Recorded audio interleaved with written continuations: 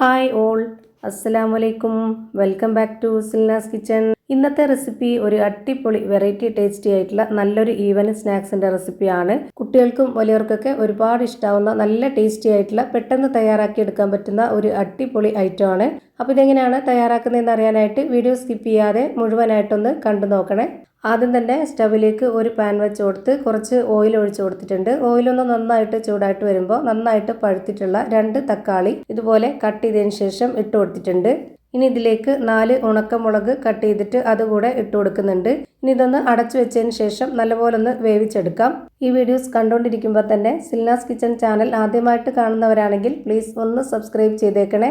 ഒപ്പം തന്നെ ഈ വീഡിയോസ് നിങ്ങൾക്ക് ഇഷ്ടപ്പെടുകയാണെങ്കിൽ ഒരു ലൈക്ക് ചെയ്ത് ഷെയർ ചെയ്ത് സപ്പോർട്ട് ചെയ്യാനും മറക്കരുത്. ഇപ്പം ഞാനിവിടെ വേവിക്കാൻ വെച്ചിരുന്ന ഈ ഒരു തക്കാളിയും ഉണക്കമുളകും നല്ലപോലെ വെന്ത് കിട്ടിയിട്ടുണ്ട്. ഇനി ഇതൊന്ന് സ്പാച്ച് വെച്ചിട്ട് നന്നായിട്ടൊന്ന് ഉടച്ചു കൊടുക്കാം. ഈ ഒരു പരുവാണ് കറക്റ്റ് പരുവം. ഇനി ഇതിൻ്റെ ഫ്ലെയിം ഓഫ് ചെയ്ത് കൊടുക്കുന്നുണ്ട്. ഇനി ഇത് ചൂടാറിയതിന് ശേഷം ഒന്ന് അരച്ചെടുക്കണം. അതിനുവേണ്ടി ഞാനിവിടെ ചെറിയൊരു മിക്സിയുടെ ജാറിലേക്ക് ഇട്ട് കൊടുക്കുന്നുണ്ട്. അടുത്തതായി 1/2 കപ്പ് അളവിൽ ചോറാണ് ഇട്ട് കൊടുക്കുന്നത്. ബാക്കി വന്ന ചോറോ ചൂട് ചോറോ ഏതായിരുന്നാലും കുഴപ്പമില്ല.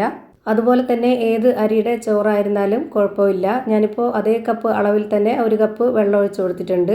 ഇനി ഇതൊന്ന് നന്നായിട്ട് അരച്ചെടുത്തതിന് ശേഷം ഒരു ബൗളിലേക്ക് ഒഴിച്ചു കൊടുക്കാം. അപ്പോൾ ഇതാ നല്ല പോലെ അരച്ചെടുത്തതിന് ശേഷം ഇതൊരു ബൗളിലേക്ക് ഒഴിച്ചു കൊടുക്കുന്നുണ്ട്. ഇനി ഇതിലേക്ക് വേണ്ടത് കടലമാവാണ്. ഞാനിവിടെ 250 ml കപ്പിൻ്റെ അളവിൽ 1/2 കപ്പ് അളവിൽ കടലമാവ് ഇട്ട് കൊടുക്കുന്നുണ്ട്.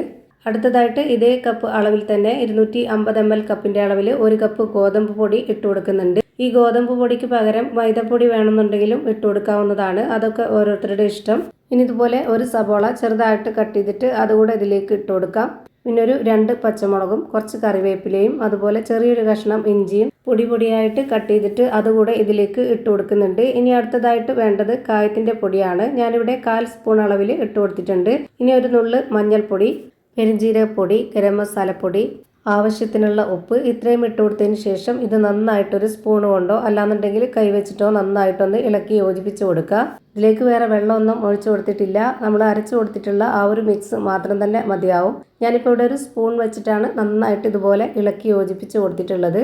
ഈ ഒരു മാവിൻ്റെ പരുവം എന്ന് പറയുന്നത് ഭയങ്കരമായിട്ട് കട്ടിയാവരുത്, അതുപോലെ നന്നായിട്ട് ലൂസ് ആവരുത്. ഒരു മീഡിയം പരുവത്തിലാണ് ഇത് റെഡിയാക്കി എടുക്കുന്നത്. ഇത് കാണുമ്പോൾ തന്നെ കറക്റ്റ് പരുവം നിങ്ങൾക്ക് മനസ്സിലായിട്ടുണ്ടാവും. ഇനി നമ്മുടെ കൈ ഒന്ന് വെള്ളത്തിൽ തൊട്ടെടുക്കുകയോ അല്ലാന്നുണ്ടെങ്കിൽ ഓയിലൊന്ന് തടവിയെടുക്കുകയോ ചെയ്തതിന് ശേഷം കുറച്ച് ഇതിൽ നിന്ന് മാവ് എടുത്തിട്ട് ഇതുപോലെ ഒന്ന് ഷേപ്പാക്കി എടുക്കുക. അല്ലാന്നുണ്ടെങ്കിൽ നുള്ളി അങ്ങ് എണ്ണയിൽ ഇട്ട് കൊടുത്താലും മതി.